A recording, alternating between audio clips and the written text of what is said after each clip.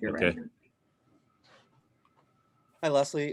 Thanks for Hey, taking some Matt. time today. No problem. Obviously, it's pretty easy to sit back, from our seats and try to figure out what's going wrong. As a Mhm. lot of us amateurs, but looking at it week after week with the struggles that you guys have had in coverage. I know been some guys out. Sean talked about the pass rush.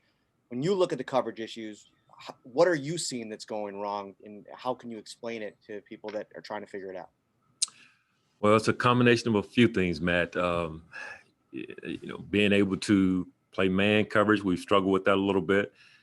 We've even struggled in our zones at times. So you need a combination of rush and coverage to work together in order to have success in pass defense. And we haven't been able to consistently put that together yet. And so we'll keep working at it because you have to be able to play some man in our league. And you have to be able to mix in zone and have success as well. But that comes back to your ability to be able to rush and not let the quarterback hold the ball as long as he has at times, and then being able to get that tight coverage or having the zone awareness to make him have to hold the football a little bit longer to buy our rush some time. So we just haven't been able to put that together as consistently as we need to, and it's something we'll have to continue to work on. And for Tremaine Edmonds, Sean talked a little bit about it. We all know that he's been playing hurt for a big chunk of time. It seems like he's getting healthier. But from your perspective, through these first few weeks, what maybe has he not been doing that he was really doing well at the end of last season? Well, probably the biggest thing is physicality, and obviously a lot of it has to do with the shoulder injury. Just being able to throw his body around like he ordinarily would. You could see it a little bit in the Raiders game that he was getting back to form, and there are some indications even last night that he's getting closer to getting back to the form that he finished the season, but he's not quite there yet. But his confidence is growing as he's getting stronger and more physically able to use his hands and punch the offensive lineman and then get off of blocks. But the fact that he's out there, even though he may not be playing at the high level that we're accustomed to, his presence still means a lot to us, Matt, in the huddle. And the physical part is going to come. We just need a little bit more time, but we need him out there. Thanks, Leslie. Appreciate it. Thank you. Hey, Leslie, Thad Brown and Roster, appreciate your time. Hey, no problem. How hard is it, or let me start with this, how important is it to build chemistry among the defensive linemen? And then how hard is that in your particular situation this year with so many different names, no preseason, all the different things we talked about ad nauseum this season? Yeah, it's a good point. We've steadily been trying to build that chemistry both in the classroom as well as on the field, and it's probably taken us a little bit longer than we would have liked, but a lot of it has to do with the way the preseason went or the lack of a preseason occurred. And so we're trying to build that chemistry because that's a big part of the success of a unit where they kind of feed off of each other and they have a presence about one another where they know, you kind of know what this guy's going to do even before he does it. And we just haven't found that symmetry yet amongst our D-line. And hopefully this will be the week because we're going to need it for sure. What part is more important? You talk about feeding off each other energy-wise. That seems to me something you could build pretty easily. But then knowing what the guy next to you is going to do, that seems like something that takes years to build, not weeks. Is there one that's more important, more helpful than the other? I think you need a little bit of both. You need that energy amongst the group. That's an important part of their success because of the way they have to play up front. But also that awareness and those instincts where you kind of have a feel if you are, say, Jerry Hughes and maybe one of our new guys, Mario Addison, you guys are in the game at the same time. Just having a feel for what games are going to work best versus this type of protection where instinctually, because you've been working together, you've had some time together and put some time together on task, that you don't even have to look over there. You just know right away, this is what Mario's thinking. This is what Jerry's thinking. We just haven't quite got there yet, but we're close. We're not that far away. Thanks, Leslie. Appreciate it. You're welcome. Leslie, John Warrow, AP, how are you doing? Hey, what's say, John? If, pardon how I phrase this, but if last night was the frying pan, is Monday the fire? Those guys are pretty good that are coming in, and we'll have our hands full for sure. But the good thing is we get a chance to line up and play another ball game, and we look forward to trying to get better than we were last night. How do you approach stopping or containing an Andy Reid offense, such as this one with a guy like Patrick Mahomes? Well, I don't know if anybody's truly stopped him. You try to slow him down, and as you mentioned, maybe contain him. So that'll be our goal, to limit the explosive plays, whether it's throwing over the top of your defense or an explosive run. But that's the goal, to try to limit the explosives and find ways to take the football away. I mean, that has to be at the forefront of your mind when you play an Andy Reid coached offense, and one that is prolific as their offense is. Can you not give up the explosives over the top of your defense and find ways to limit their amount of time on the field? And just the last thing, it's about Andy, and when you've worked for him, and Sean calls, notes how much of a mentor Andy has been to him. How much of Andy do you see in Sean in some ways, even though one's an offensive coach and one comes from a defensive side?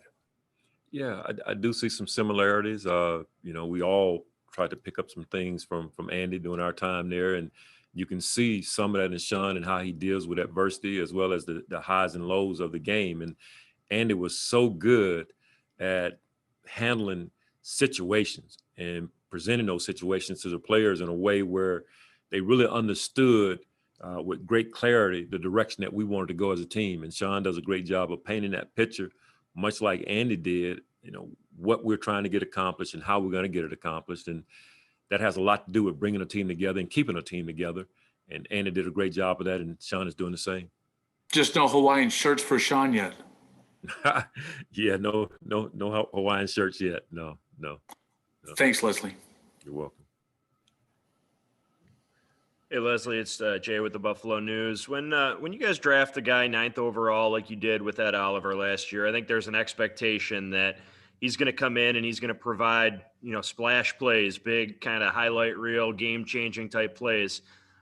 Knowing that maybe that's not always what happens with the defensive tackles in your system, where would you say Ed is in terms of impacting the game in a positive way, through 5 games of his second season?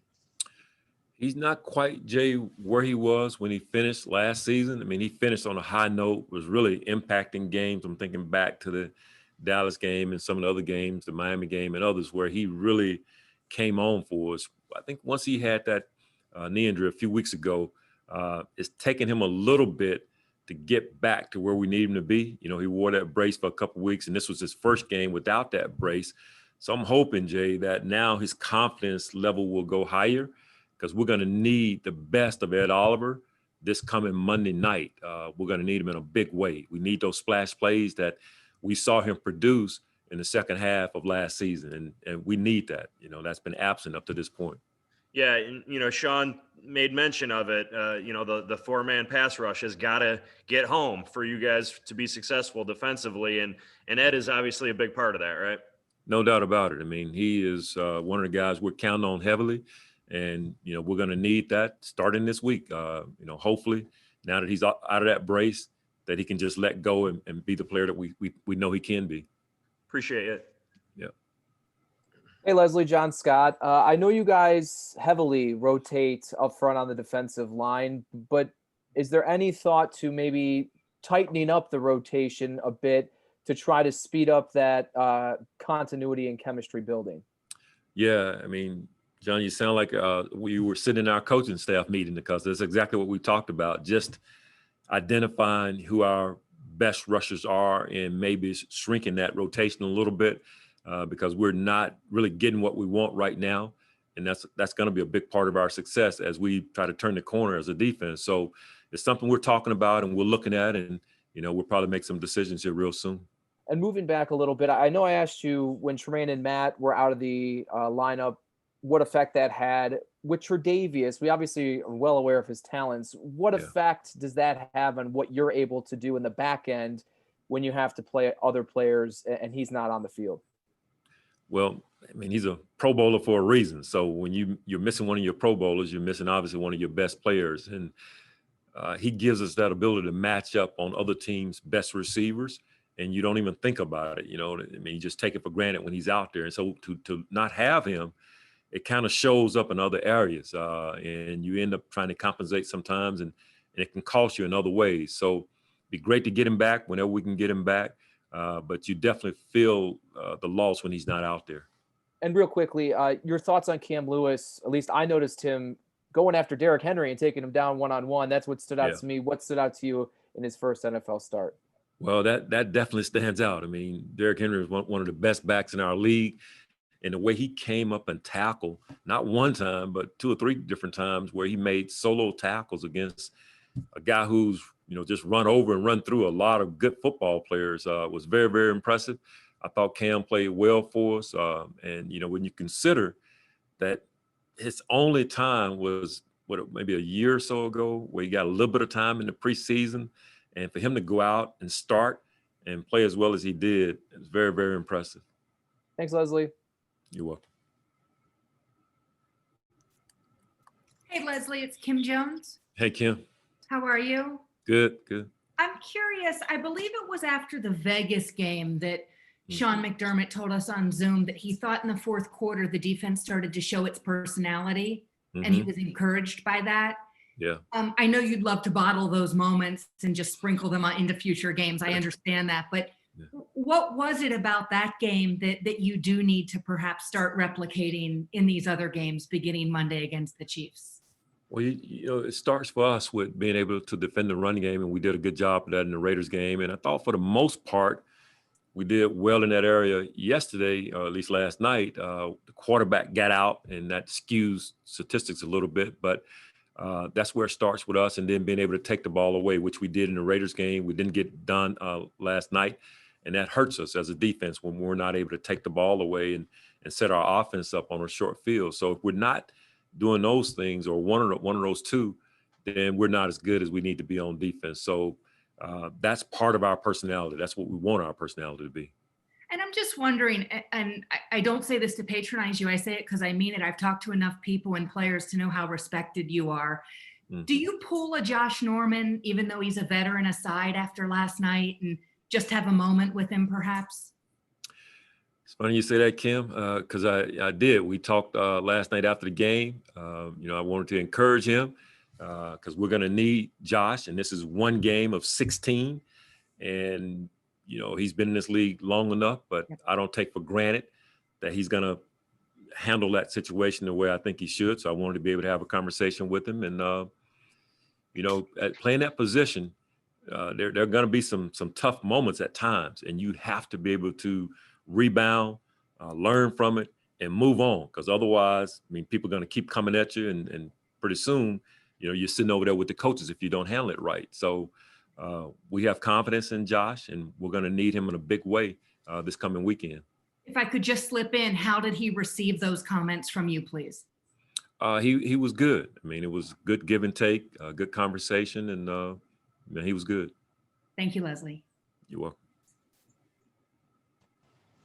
Coach Frazier, good afternoon. Mookie Hawkins, Waffle Sports 1080. How you doing, sir? Hey, Mookie, doing good. Okay. Last year you guys was ranked second in scoring in our defense. Yeah. Now you're 22.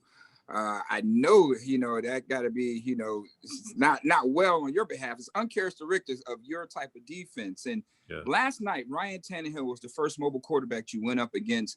You got Patrick Mahomes coming up, Cam Newton, and a few other mobile quarterbacks as well. How much did that alert your antennas on, the way, especially the way that your defensive front is, going up against those guys with mobility?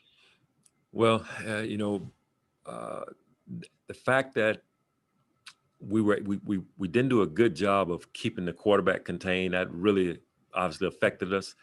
That scramble for a touchdown early on third down, man, that was you hate to see that. You're gonna force him to kick a field goal. We got great coverage, and then he gets out, and so very frustrating that way. But it's something, Mookie, we got to learn from. As you mentioned, we're going to have some other mobile quarterbacks to face down the road.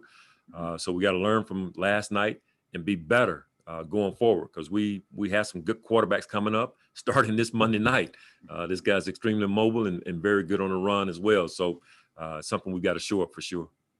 Absolutely. And I know how it could be sometimes when you got new guys on the defensive front. I mean, your defensive ends are going inside and they under, and, they're expecting somebody to come over to, to seal on that edge. And that doesn't happen. And it makes that defensive end looks bad. It just doesn't look good out there. So missed assignments, we can consider that to be blown coverage. If you was a defensive back, that would be the case. But flat out, coach, Bills, we know they are the state of the art right now. Do you believe that you have the personnel on this defense right now, and in reference to that combination of pressure and coverage? Yeah, we have the right people out there. I mean, the guys that we have, they're more than capable of getting the job done. The one thing you don't want to do this time of the year is to, overreact. You want to take a real good look at what you're doing and how you're doing it. And there's a lot of football to be played, Mookie, and we've got the right guys. We just got to keep putting them in situations, and eventually they're going to make those plays.